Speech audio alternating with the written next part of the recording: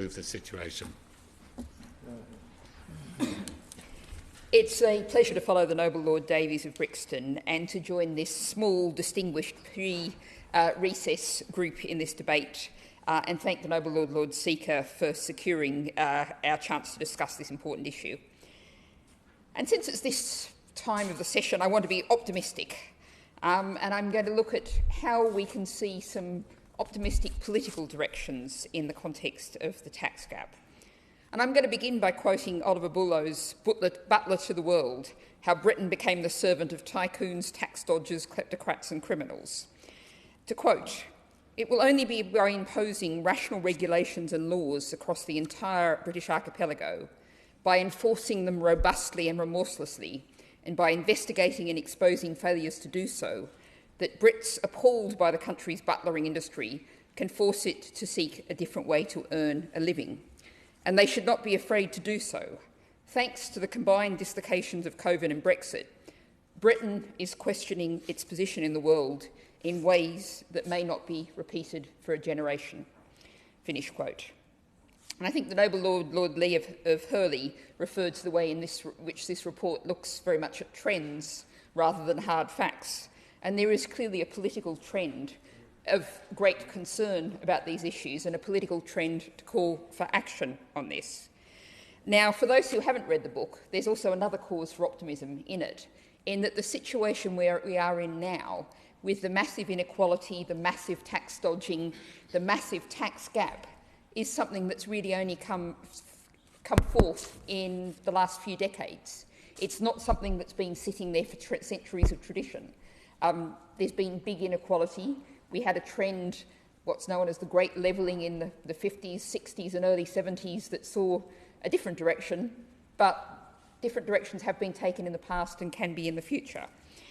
Now, it's only by adopting a long-term consensus across the political spectrum that we have an economy that meets the needs of people, to acknowledge that we have to live within the resources of our share of this one fragile, much-abused planet, that we aren't competing with other nations to grab a fast buck, putting out the welcome sign to the dodgy, the shady, the straight-out corrupt, and those who service them, the enablers in the jargon, and the enablers who, as the Noble Lord Seeker said, have escaped being investigated, let alone prosecuted, for tax dodging and other issues, that we can tackle both the official tax gap, as measured, highly inadequately, as the Noble Lord Seeker outlined by HMRC, and also, I think, it's worth picking up the point from the Noble Lord Davies about that we are talking subjective things here.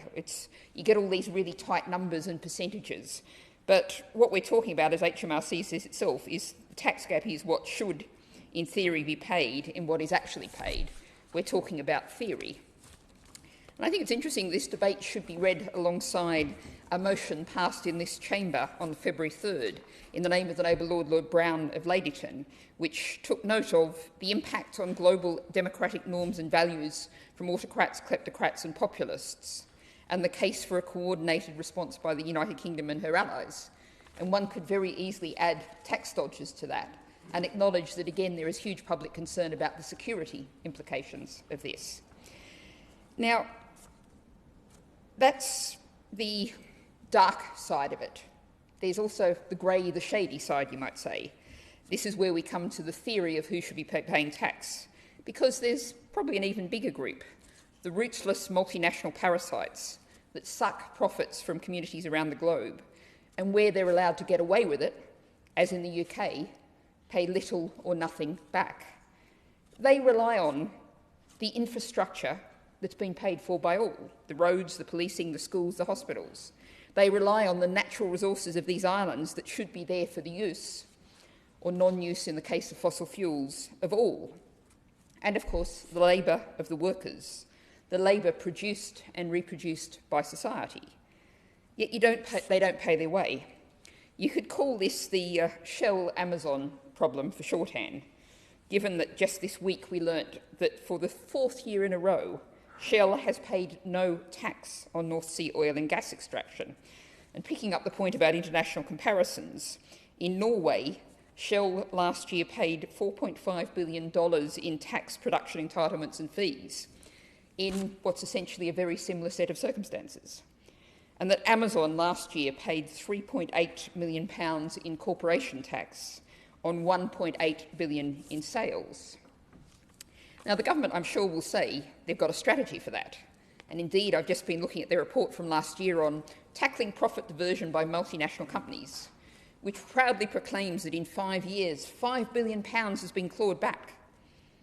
That's less than double what Norway has got from Shell in 1 year.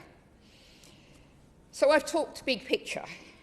What, aside from electing a Green government that actually wants to tackle the tax gaps, official and unofficial, could be practically done? Well, here's a couple of practical examples, suggestions to put to the Noble Lady Minister.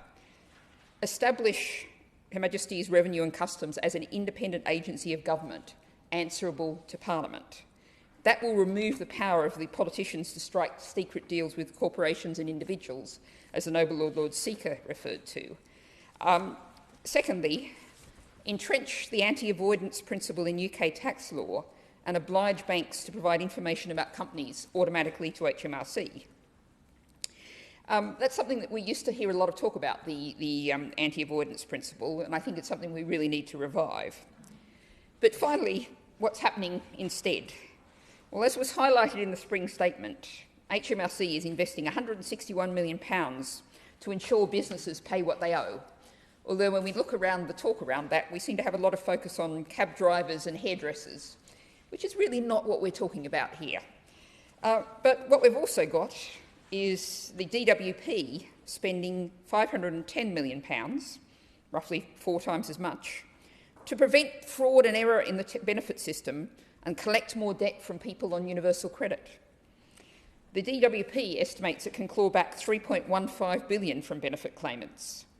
The HMRC estimates that it can get $3 billion from putting additional resources into chasing tax dodgers.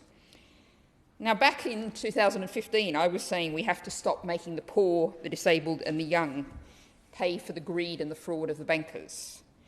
Yet visibly, it's those groups, the poor, the disabled and the young, that the government is continuing to chase for the pennies they haven't got, while it's failing to act against the people who truly are causing massive damage to our society.